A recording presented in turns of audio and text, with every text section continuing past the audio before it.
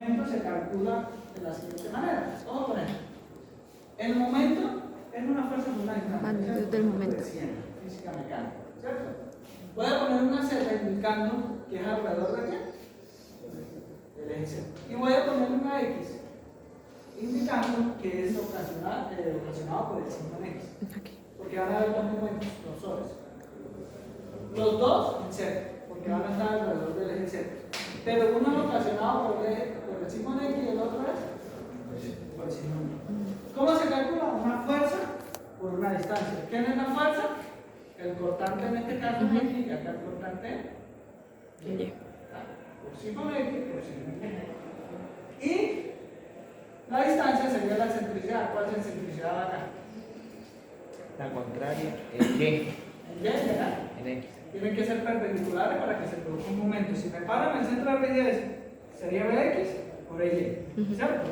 Y si acá hay By, pues sería By por X, para que se produzca el momento torsional. Así se calcula ese momento. ¿Cómo se calcula entonces la excentricidad que se genera?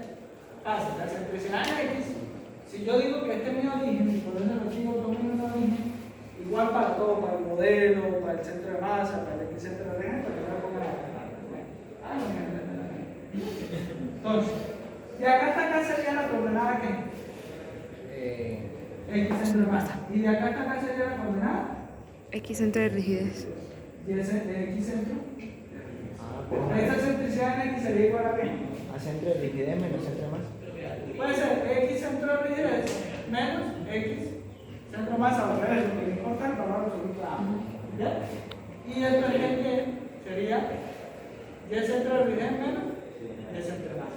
Entonces, este primer momento se da es debido a la no coincidencia que tiene el centro de masa con el centro de rigidez. ¿Listo? Y hay un segundo momento que lo llamamos momento accidental. Profe, ¿y esas excentricidades siempre se dan por más pequeño que sea la distancia de Es muy diferencia? difícil que coincidan los centros. Profe, allí ya tres. Hay que hacerlo por nivel. Y una excentricidad, digamos, ahí te está hablando de un momento.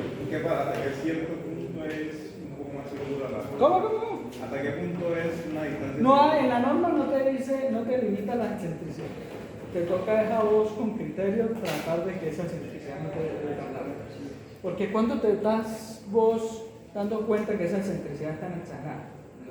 Cuando, a pesar de que uno aumente las dimensiones al edificio, él te sigue exigiendo que la teoría no te cumpla. Y no te cumple. Ya estás viendo que estás a un edificio de 3, 4 pisos y te está pidiendo mucho. Te vuelve primero antieconómico y peligroso, ¿cierto? Porque está registrando demasiado el edificio por absorber ese momento de persona. Entonces uno prefiere buscar modos de poder reducir eso. ¿Cuál modo? Pues tratar de reducir las columnas por un lado y aumentarlas por otro para que se vaya pegando. Eso es horrible.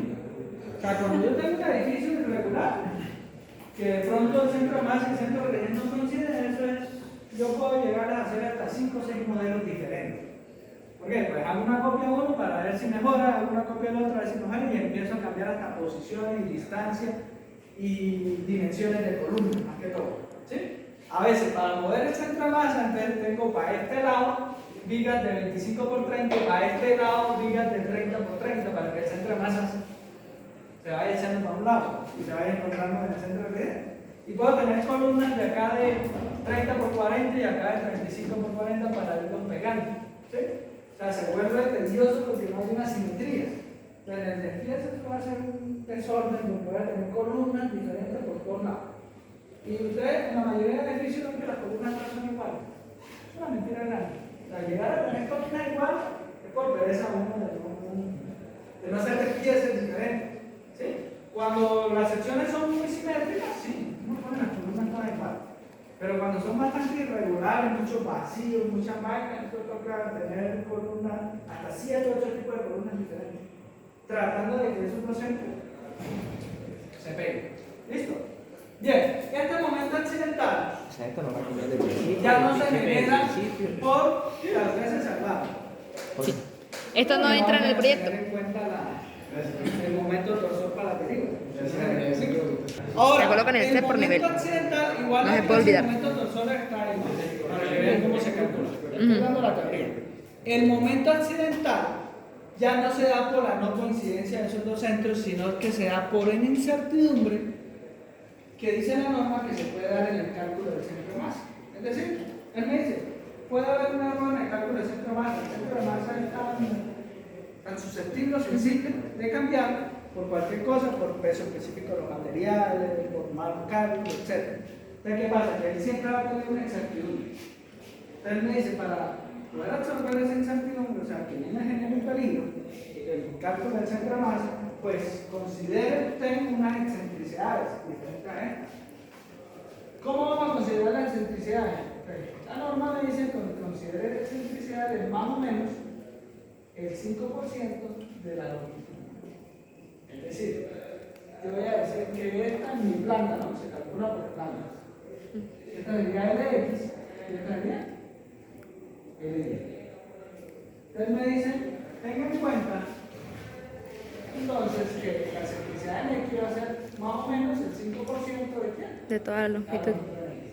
Y la excentricidad en Y va a ser más o menos el 5%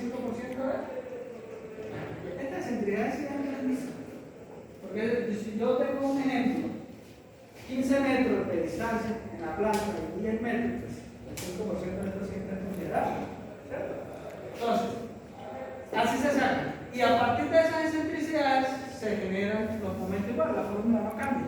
Es decir, momento torsor a X va a ser igual a X por excentricidad. Bien, pero ¿qué voy a excentricidad por excentricidad? El 5% de la longitud. Ya no se usa eso.